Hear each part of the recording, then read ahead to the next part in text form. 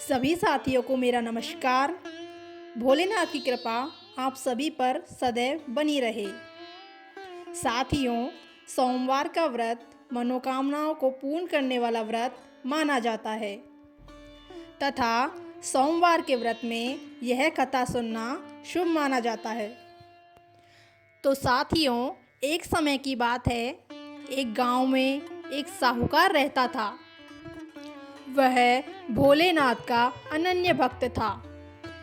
उसके घर में धन्य धान्य की कोई कमी नहीं थी, लेकिन कोई संतान न होने के कारण वह बहुत दुखी रहता था। संतान प्राप्ति के लिए वह हर सोमवार को व्रत रखता था और पूरी श्रद्धा के साथ शिव मंदिर जाकर भगवान शिव और माता पार्वती की पूजा अर्चना करता था। साहूकार के इस भक्ति भाव को देखकर एक दिन माता पार्वती ने शिवजी से कहा, हे प्रभु, ये साहूकार आपका अनन्य भक्त है। अगर इसको किसी बात का कष्ट है तो आपको उसे अवश्य दूर करना चाहिए। तभी भगवान शिव ने कहा, हे पार्वती, इस साहूकार के पास पुत्र नहीं है। यह इसी बात से अत्यंत दुखी है। इस बात को सुनकर माता पार्वती पुनः भोलेनाथ से कहती है, हे ईश्वर, कृपा करके इसे पुत्र का वरदान दे दीजिए।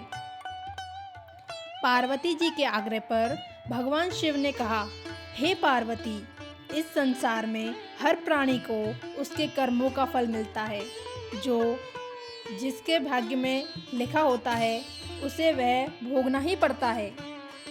लेकिन पार्वती जी ने भोलेनाथ से पुनः आग्रह किया कि हे प्रभु, आपको साहूकार की मनोकामना पूर्ण करनी चाहिए।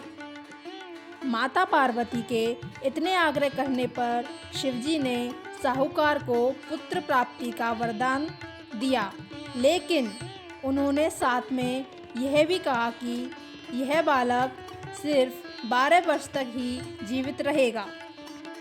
यह बात सुनकर साहूकार न तो खुश हुआ और ना ही दुखी हुआ। वह पहले की तरह ही शिवजी की पूजा अर्चना करने लगा।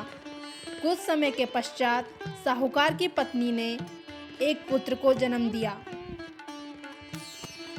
जब वह बालक 11 वर्ष का हुआ तो उसके पिता ने उसे पढ़ने के लिए काशी भेज दिया। साहूकार ने पुत्र के मामा को बुलाकर उसे बहुत सारा धन देते हुए कहा कि तुम इस बालक को काशी विद्या प्राप्ति के लिए ले जाओ। साहूकार ने उसके मामा को बोला कि जाते समय रास्ते में यज्ञ कराते हुए जाना एवं ब्राह्मणों को भोजन व दक्षिणा देते हुए जाना। दोनों मामा भांजे इसी तरह यज्ञ कराते और ब्राह्मणों को दान दक्षिणा देते काशी नगरी निकल पड़े। इसी दौरान रास्ते में एक नगर पड़ा, जहाँ नगर के राजा की कन्या का विवाह हो रहा था। लेकिन जिस राजकुमार से उसका विवाह होने वाला था वह एक आंख से काना था। यह बात किसी को पता नहीं थी कि होने वाला वर एक आंख से काना है। राजकुमार के पिता ने अपने पुत्र के काना होने की बात को छुपाने के लिए सोचा कि क्यों न साहूकार के पुत्र को दूल्हा बनाकर राजकुमारी से विवाह करा दूं। विवाह होने के पश्चात मैं साहूकार के पुत्र को धन देकर विदा कर दूंगा और इसके स्थान पर अपने पुत्र को बैठाकर राजकुमारी को अपने नगर ले जाऊंगा। इसके पश्चात साहूकार के लड़के को दूल्हे के वस्त्र पहनाकर राजकुमारी से विवाह करा दिया गया। साहूकार का पुत्र बहुत ईमानदार था। उसे यह बात सही नहीं लगी, इसीलिए उसने अवसर पाकर राजकुमारी के दुपट्टे पर लिखा कि तुम्हारा विवाह तो मेरे साथ हुआ है, लेकिन जिस राजकुमार के संग तुम्हें भेजा जाएगा वह एक आंख से काना है। मैं तो काशी पढ़ने जा रहा हूँ। जब राजकुमारी ने चुन्नी पर लिखी बातें पढ़ी तो उसने सारी बात अपने माता पिता को बताई और कहा कि यह विवाह मेरे जिस लड़के से हुआ है यह वह लड़का नहीं है। यह बात तेजी से नगरी में फैल गई। अंत में राजकुमार के पिता को सारी सच्चाई राजकुमारी के पिता को बतानी पड़ी, जिसके पश्चात राजकुमारी के माता पिता ने राजकुमारी को उनके साथ भेजने से मना कर दिया। राजा ने अपनी पुत्री को विदा न करके बारात को वापस जाने को कहा।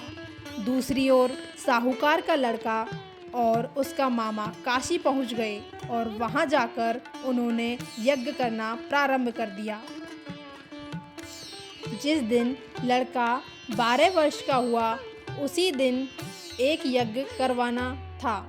लड़के ने अपने मामा से कहा कि मामा, मेरी तबीयत कुछ ठीक नहीं लग रही है। लेकिन मामा ने कहा कि तुम अंदर जाकर आराम करो।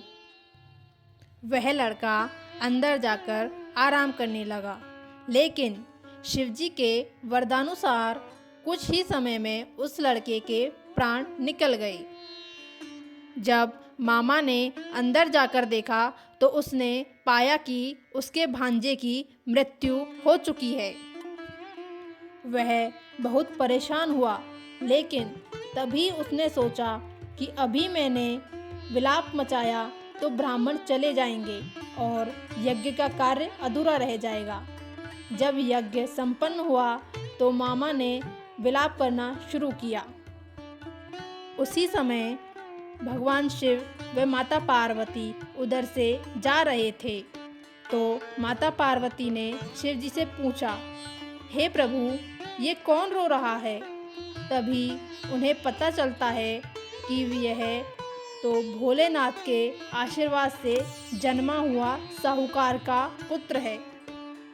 तब माता पार्वती भोलेनाथ से आग्रह करते हुए कहती है, हे प्रभु, आप इस बच्चे को जीवित कर दें, अन्यथा रोते रोते इसके माता पिता के प्राण निकल जाएंगे। तभी भोलेनाथ कहते हैं, हे पार्वती, इस बच्चे की आयु इतनी ही थी। मैंने पहले ही बताया था कि 12 वर्ष पूर्ण करने के पश्चात इस बालक की मृत्यु हो जाएगी।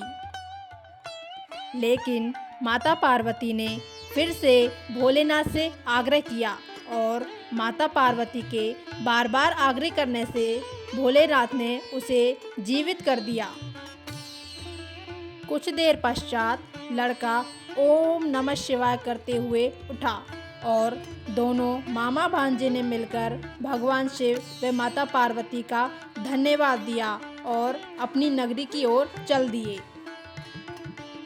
रास्ते में जाते समय वही नगर पड़ा और राजकुमारी ने उन दोनों को पहचान लिया। तब राजा ने राजकुमारी को साहूकार के बेटे के साथ बहुत सारे धन्य धान के साथ विदा किया। उधर साहूकार और उसकी पत्नी छत पर बैठे थे। उन्होंने यह प्रण कर रखा था कि यदि पुत्र सही सलामत नहीं लौटा तो वे दोनों छत से कूदकर अपने प्राण त्याग देंगे। तभी लड़के के मामा ने आकर साहूकार के बेटे और बहू के आने का समाचार सुनाया, लेकिन ये नहीं माने तो मामा ने शपथ पूर्वक कहा कि आपका पुत्र जीवित है।